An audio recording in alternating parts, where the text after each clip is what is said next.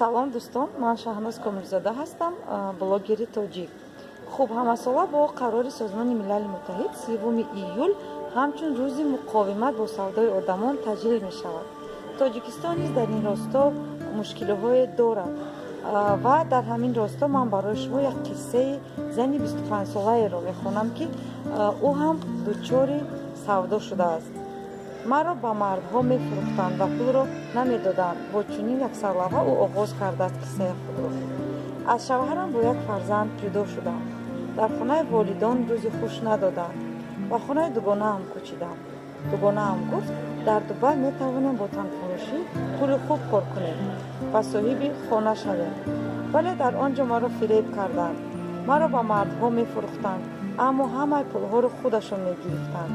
мегуфтанд, ки барои чиптаи ҳавопаймо шиноснома, виза ва ҳуҷраи хоб қарз дорам. ҳатто агар бемор ҳам мешудам, маро маҷбур мекарданд то бо мардҳо хоб равам. як рӯз тавонистам, ки аз хонаи онҳо гурезам ва дар кӯча аз раҳгузарҳо хоҳиш кардам, ки маро то ба сафорати Тоҷикистон расонанд. ин аст қиссаи як духтари тоҷики 25-сола, ки ба савдои одамон дучор шудааст. худро эҳтиёт кунед ва фирефтаи мардум нашавед.